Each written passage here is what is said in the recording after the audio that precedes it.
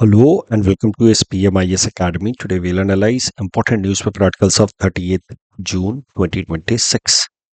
Please note you can download the PDF version of today's newspaper analysis by clicking the link given in the comment section. This is the list of the topics that we'll be covering from today's newspaper. First topic is about Europe's recent heat wave. Important from our syllabus GS paper 1 important geophysical phenomena point of view. तो basically GS paper 1 geography segment से इस topic को relate करके देखा जा सकता है.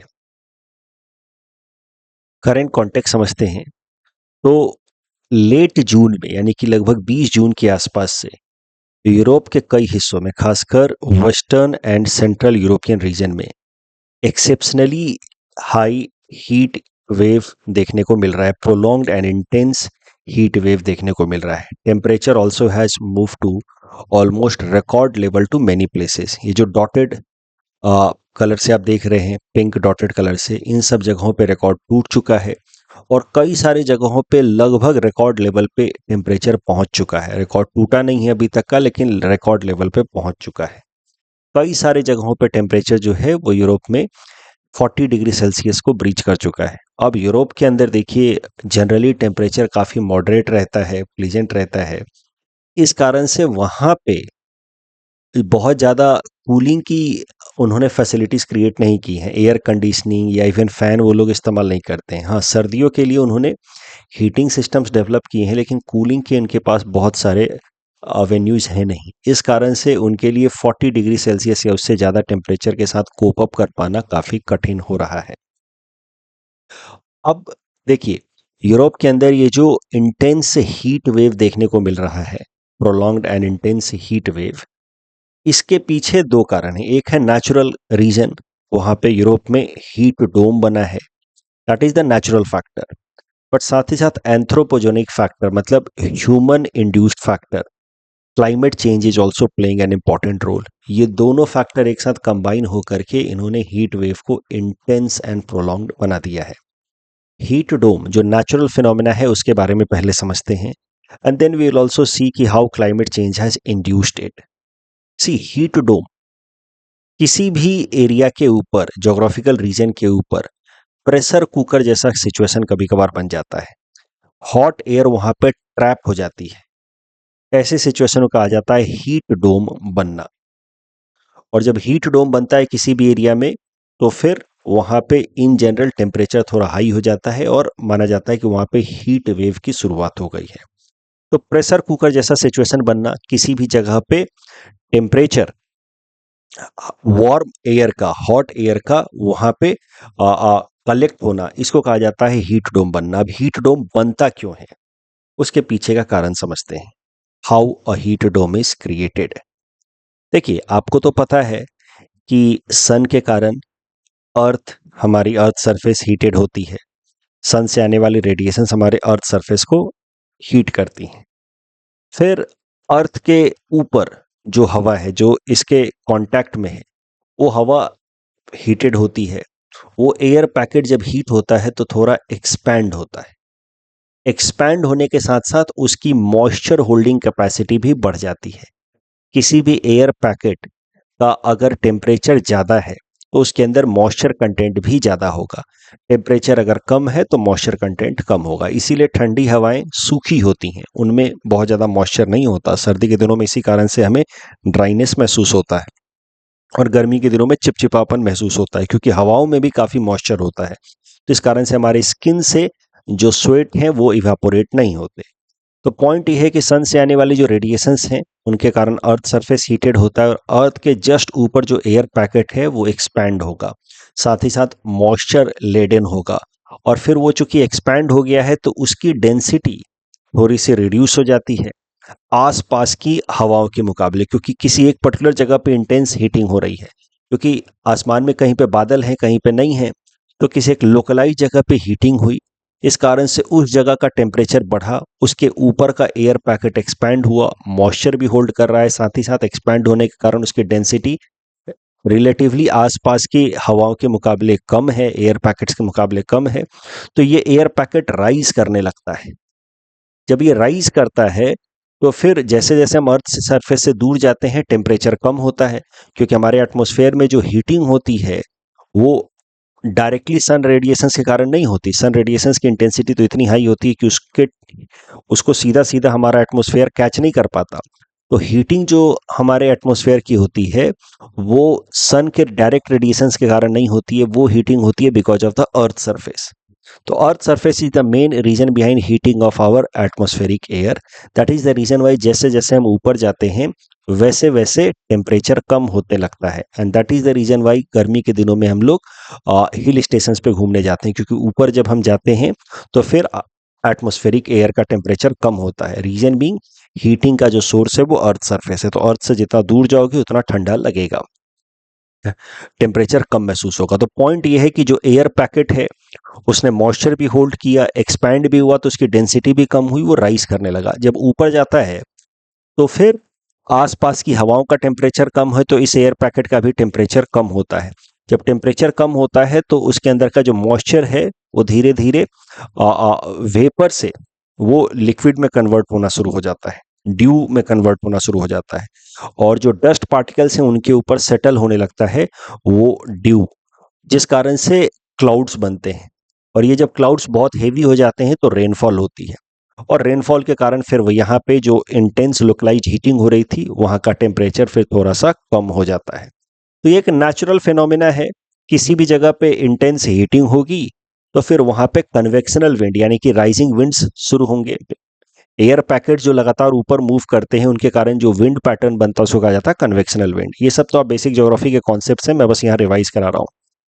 तो हीटिंग हुई, एयर पैकेट्स राइज हुए, उस कारण से एक लिमिट के बाद जाकर के क्लाउड्स बनते हैं, उनके कारण रेनफॉल होती है। तो इस तरीके से इस पर्टिकुलर रीजन में वापस से कूलिंग हो जाती है। तो ये एक नेचुरल फिनोमेना है हीटिंग एंड कूलिंग का, जो चलता रहता है। आप भी देखते होंगे अपने यहाँ भी, जब काफी गर्मी लगती है 11-12 बजे के आसपास दोपहर में, तो 2-3 बजे के आसपास फिर बारिश भी हो जाती है, क्योंकि फिर वो कन्वेक्शनल विंड राइज करते हैं और क्लाउड बनाते हैं और रेनफॉल करा देते हैं। तो ये तो नेचुरल फिनोमेना है। लेकिन होता क्या है कि अपर एटमॉस्फेयर में एक फास्ट स्ट्रीम मूव करती है जिनको कहा जाता है जेट स्ट्रीम। ये तो लोअर एटमॉस्फेयर की विंड्स की हम बात कर रहे हैं, कन्वेक्शनल विंड ऊपर जाएगा और फिर वो क्लाउड में कन्वर्ट होगा और रेनफॉल कराएगा। लेकिन अपर एटमॉस्फेयर में इन सबसे ऊपर यहाँ पे एक फास्ट स्ट्रीम मूव करती रहती है जिनको कहा जाता है jet streams. They move in upper troposphere, इसीलिए इनको अपर ट्रोपोस्फेरिक विंड भी कहते हैं। लोअर ट्रोपोस्फेयर में ये सब चल रहा है और अपर ट्रोपोस्फेयर में जेट स्ट्रीम चल रहे हैं। अब ये जेट स्ट्रीम जो है वो इस वेव की तरह चलते हैं, इनको कहा जाता है क्रॉसबी वेव्स।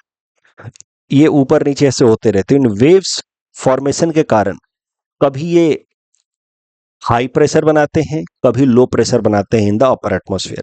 जहां पे भी ये ऊपर चले गए इस तरह से बेंड हो गया, वहां पे लो प्रेशर बन जाएगा। जहां पे ये नीचे इस तरीके से बेंड हो गए वहां पे हाई प्रेशर सिचुएशन बना देते हैं। तो पॉइंट ये है कि लोअर ट्रोपोस्फेयर में ये सब convectional wind, cloud formation, rainfall चल रहा है, और अपर एटमॉस्फेयर में इस तरह से जेट स्ट्रीम चल रहे हैं in the form of Crosby waves.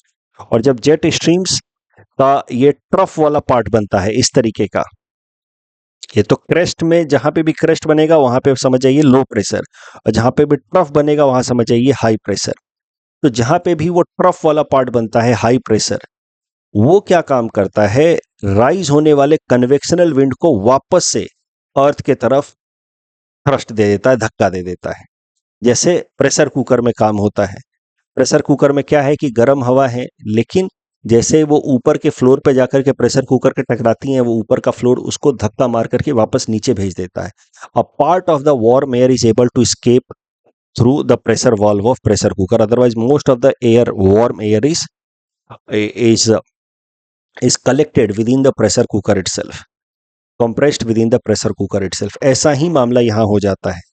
यहाँ पे इंटेंस हीटिंग हुई, कन्वेक्शनल विंड राइज करने की कोशिश करेगा, लेकिन ऊपर में because of the jet stream high pressure बना हुआ है, जिस कारण से जो कन्वेक्शनल विंड है उनको वापस से फोर्स लगा दिया जाता है because of the high pressure in the upper tropospheric region by the jet stream, और वो कन्वेक्शनल विंड वापस से नीचे आ जाते हैं।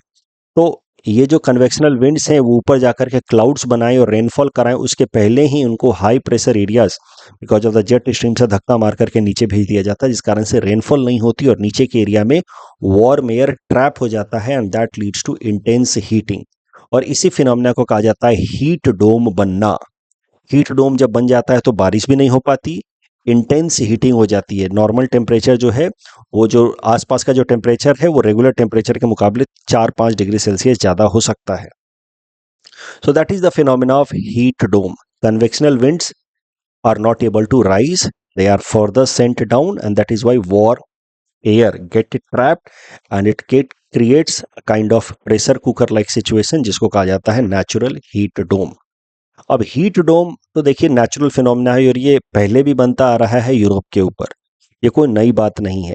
बट हीट डोम के साथ साथ जो क्लाइमेट चेंज की फिनोमेना है which has been accelerated because of burning of fossil fuels and release of greenhouse gases, it has led to this prolonged and intense heat wave in Europe जो पहले नहीं हुआ था। कई सारे जगहों पे टेम्परेचर जो है 40 डिग्री सेल्सियस ब्रीच कर चुका है। तो यूरोप का जो एवरेज टेम्परेचर है कई सारे जगहों पे अपने पास्ट रिकॉर्ड को तोड़ चुका है। हीट डोम के कारण जो हॉट एयर है वो तो है ही, साथ ही साथ क्लाइमेट चेंज के कारण उस टेम्परेचर और ज़्यादा हो गया है। तो as per World Weather Attribution, एक एजेंसी है जो दुनिया भर में वेदर रिलेटेड रिपोर्ट्स पब्लिश करती है, उसके हिसाब से जो टेम्परेचर है वो यूरोप के अंदर वो 4 डिग्री सेल्सियस ज़्यादा है in comparison with a normal heat dome like situation. Heat dome तो पहले भी बनते रहे हैं, लेकिन हीट डोम में जिस तरह टेम्परेचर होता है वो होता है लगभग 34-35 डिग्री सेल्सियस।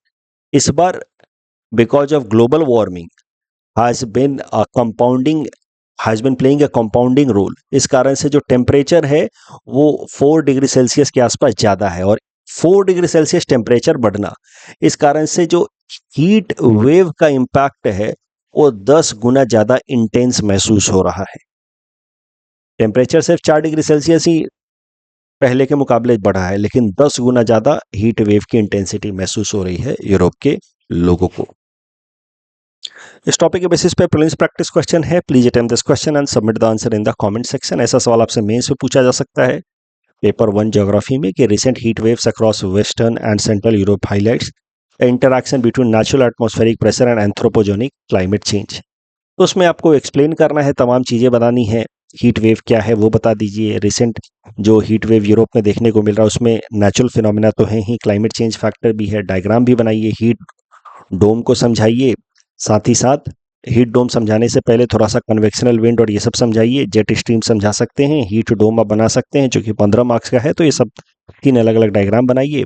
साथ ही साथ ग्लोबल वार्मिंग क्लाइमेट चेंज के बारे में लिखिए। इस तरीके से आप अपने क्वेश्चन को अटेम्प्ट कर सकते हैं। थोड़ा सा वे फॉरवर्ड में mitigation and adaptation strategy suggest कर दीजिए। Next topic is about Suman road map 2030, important from our syllabus GS paper 2 governance point of view. देखिए सुमन रोड मैप 2030 ये जो टॉपिक है ये मेंस पर्सपेक्टिव से बहुत इंपॉर्टेंट है। प्रीलिम्स में भी आ सकता है लेकिन मेंस में इसका खूब अच्छा इस्तेमाल होगा। Ministry of health and family welfare ने एक इनिशिएटिव लॉन्च किया जिसका नाम है सुमन रोड मैप 2030। इसमें लक्ष्य है कि maternal and new born babies के हेल्थ केयर पे फोकस किया जाए। मेन लक्ष्य है कि child mortality and maternal mortality दोनों को रिड्यूस किया जाए। जो भी preventable maternal and child mortality है उसको रिड्यूस किया जाए। 2030 तक मैटरनल मोर्टेलिटी रेट को बिलो 70 और 1 लाख लाइव बर्थ लाने का लक्ष्य है। जो एचडीजी का लक्ष्य है उसको हासिल करना है। अभी हमने मैटरनल मोर्टेलिटी को काफी रिड्यूस कर दिया है, 130 से रिड्यूस करके भारत में 87 पे आ चुका है पर 1 लाख लाइव बर्थ, लेकिन उसको हमें बिलो 70 लाना है in order to attain the HDG targets by 2030। और इसके लिए भारत के 130 डिस्ट्रिक्ट्स पे फोकस किया जाएगा across 13 high focus states, 130 district across 13 states, उसमें असम भी इंक्लूडेड है। जो सुमन रोड मैप 2030 है जिसमें मैटरनल एंड चाइल्ड हेल्थ पे फोकस किया जाएगा ताकि मोर्टेलिटी को रिड्यूस किया जाए, it is based on RMNCHA+N framework. Mains में लिखने में काम आएगा।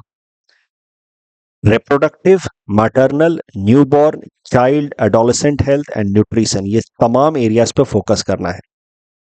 एक साइक्लिक अप्रोच है, integrated maternal and newborn health care के लिए साइक्लिक अप्रोच है। Right from adolescence, girl child की खासकर हेल्थ का ध्यान रखना है, फैमिली प्लानिंग, न्यूट्रिशन, और जब बच्चे का जन्म हो तो उसके न्यूट्रिशन का ध्यान रखना है। That is RMNCHAN framework. इस टॉपिक के बेसिस पे प्लीज प्रैक्टिस क्वेश्चन है, please attempt this question and submit the answer in the comment section. Next topic is about National infrastructure investment Fund 2, important from our syllabus GS paper 3 Indian economy point of view. सबसे पहले थोड़ा सा समझते हैं the concept of sovereign wealth fund. देखिए, हमारे देश में तो वैसे बहुत ज़्यादा सरकार का सरप्लस बचता नहीं है, हमारे यहाँ पे तो बजट डेफिसिट ही होता है, लेकिन दुनिया के ऐसे कई सारे देश हैं वहाँ की सरकारों के पास खूब सारा सरप्लस फंड होता है। उस फंड को वो एक जगह कलेक्ट करते हैं, उसको कहा जाता है सोवरेन वेल्थ फंड, और उस सोवरेन वेल्थ फंड को फिर ये सरकारें दुनिया के अलग अलग देशों में इन्वेस्ट करते हैं, इंफ्रास्ट्रक्चर प्रोजेक्ट में या किसी और प्रोजेक्ट में, और वहाँ से जो रिटर्न आता है उससे उनका सोवरेन वेल्थ फंड जो है वो और इंक्रीज होता रहता है। तो sovereign wealth fund is state owned investment fund comprised of the money generated by the government, mostly derived from countries' surplus reserves. Bharat सरकार ने भी एक सोवरेन वेल्थ फंड बनाया है, बट वो पूरी तरह से सोवरेन नहीं है। क्यों, वो समझेंगे। तो भारत सरकार ने जो सोवरेन वेल्थ फंड बनाया है उसका नाम है national infrastructure investment fund, NIIF। It is quasi sovereign wealth fund, मतलब it is like sovereign wealth fund but not a pure sovereign wealth fund. Reason being it has been created as a result of public private partnership. ये जो national infrastructure investment fund है इसमें 49% equity Bharat सरकार का है और 51% इसमें जो इन्वेस्टमेंट है एंड शेयर है वो ग्लोबल इन्वेस्टर्स का इसमें है पैसा। तो टोटल एक फंड बनाया गया जिसमें 49% भारत सरकार, 51% ग्लोबल इन्वेस्टर्स। इस कारण से इसको कहा जा रहा है क्वासी सोवरेन वेल्थ फंड। इस NIIF के जो पैसा है it is used for infrastructure development in strategic sectors in India. कहीं पे रोडवे डेवलप करना है, हाईवे, एयरपोर्ट्स बनाने हैं, तो इन सब के लिए इस्तेमाल किया जाता है। ये जो नेशनल इंफ्रास्ट्रक्चर इन्वेस्टमेंट फंड है इसका हेड क्वार्टर है इन मुंबई, महाराष्ट्र। इसको मैनेज करने वाली जो एजेंसी है वो है department of economic affairs which comes under ministry of finance. ये जो नेशनल इंफ्रास्ट्रक्चर इन्वेस्टमेंट फंड है इसको साल 2015 में बनाया गया था as a result of budget announcement in 2015-16। National Infrastructure Investment Fund comes under Category 2 of Alternative Investment Fund as categorized by SEBI। तो SEBI ने जो भी AIF है, AIF क्या होते हैं इनको हम लोग डिटेल में किसी और दिन देखेंगे, बट बेसिकली AIF का सरल सा मतलब ये है कि they are not a traditional investment mechanism. जैसे कि बैंक में FD हम लोग कर देते हैं इन्वेस्टमेंट के लिए, या फिर शेयर मार्केट में पैसा डालते हैं, बॉन्ड मार्केट में डालते हैं, उन सब के अलावा जो भी और तरीके हैं, ये सब ट्रेडिशनल तरीके हो गए इन्वेस्टमेंट के। उसके अलावा और भी जो तरीके इन्वेस्टमेंट के, उन सबको कहा जाता है AIF, alternative investment fund. Alternative investment fund का 3 कैटेगरी दिया है सेबी ने, उसमें से कैटेगरी 2 में आता है ये पैसा sovereign wealth fund. Sovereign wealth fund जैसा कि मैंने आपको बताया, ये भारत का sovereign wealth fund, quasi sovereign wealth fund जिसका नाम है NIIF। इसमें 49% भारत सरकार का स्टेक है, 51% ग्लोबल इन्वेस्टर्स का पैसा है। करेंटली इसमें लगभग 40,000 करोड़ के आसपास का कॉर्पस है, 40,000 करोड़ के आसपास का कॉर्पस है इसमें। अब करंट न्यूज ये है कि भारत सरकार ने national infrastructure investment fund part 2 बनाने का फैसला किया है with the additional investment of 30,000 crore. पहले वाले में 30,000 करोड़ के आसपास लगभग लगाया था भारत सरकार ने, और अब Government of India has approved rupees 30,000 crore additional allocation to NIIF. This allocation takes Government of India's total commitment to NIIF to rupees 60,000 crore. पहले वाले में 30,000 करोड़ लगाया था, अब एक और NIIF स्टार्ट कर रहे हैं पार्ट 2, उसमें 30,000 करोड़ और लगाएंगे। इसमें भी 49% शेयर भारत सरकार का होगा, रिमेनिंग 51% जो है वो ग्लोबल इंस्टीट्यूशनल कैपिटल इन्वेस्टर से को क्राउड इन किया जाएगा, उनको इंसेंटिवाइज किया जाएगा टू इन्वेस्ट इन इंडिया, और इस तरीके से एक टोटल फंड बनाई जाएगी, national infrastructure investment fund part 2। इस बार अगेन फोकस किया जाएगा on nationally important projects in the field of transportation, energy, digital infrastructure. इस पैसे को वहां इन्वेस्ट किया जाएगा इन तमाम अलग अलग एरियाज में। तो these fund, this second part of National Infrastructure Investment Fund will be used to support initiatives like PM Gati Shakti, Make in India, PME Drive, with the overall goal to make India Viksit Bharat by 2047. UPSC ने साल 2017 में national infrastructure investment fund के ऊपर यह प्रश्न पूछा था. Please attempt this question and submit the answer in the comment section. Next topic is about 20th National Statistics Day, important from prelims exam point of view. कल का दिन यानी कि 29 जून को भारत में नेशनल स्टैटिस्टिक्स डे की तरह सेलिब्रेट किया जाता है. इसका लक्ष्य है to create public awareness regarding importance of statistics. Economy से रिलेटेड जो डेटा बनाए जाते हैं, कैलकुलेट किए जाते हैं, जीडीपी ग्रोथ कितना हुआ, index of industrial production, index of core industry, ये तमाम चीज़ें, ये सब स्टैटिस्टिक्स जो हैं उनके सिग्निफिकेंस को हाईलाइट करने के लिए नेशनल स्टैटिस्टिक्स डे सेलिब्रेट किया जाता है. It is also birth anniversary of professor PC Mahalanobis, who was founder of Indian Statistical Institute. इस दिन को ऑर्गेनाइज करती है Ministry of Statistics and Programme Implementation. साल 2026 का नेशनल स्टैटिस्टिक्स डे का थीम है unlocking the potential of administrative data. इस टॉपिक के बेसिस पे प्लीज प्रैक्टिस क्वेश्चन है. Please attempt this question and submit the answer in the comment section. सिट्स देशों से रिलेटेड जो प्रश्न था उसमें दूसरा स्टेटमेंट गलत है, बिकॉज यहाँ पे 19 नहीं 18 एसोसिएट मेंबर्स हैं और लिविंग रूट ब्रिजेस तो मेघालय में है, तो ये तो सीधा सीधा प्रश्न है. MSME corporate Mitra scheme ministry of corporate affairs द्वारा लॉन्च किया गया, ना कि मिनिस्ट्री ऑफ एमएसएमई द्वारा, इसलिए पहला स्टेटमेंट हो गया गलत. Under the scheme corporate Mitra intended to replace charter accountant and company secretaries. This is also wrong. They are not intended to replace them. That is why both statements are wrong. NBFC से related, NBFCs cannot accept demand deposit, absolutely correct. All NBFCs operated in India has to be registered with RBI, not necessary. NBFCs form part of payment and settlement system. ये तो सीधा सीधा गलत है. Third statement गलत होते ही हमारा answer जो है या तो ए होगा नहीं तो सी होगा, और हमें पता है कि पहला स्टेटमेंट सही है, तो correct answer will be A. Deposit insurance credit guarantee is not available with the NBFC. That also is correct. You know this. That's all from our side for today. Thanks for watching.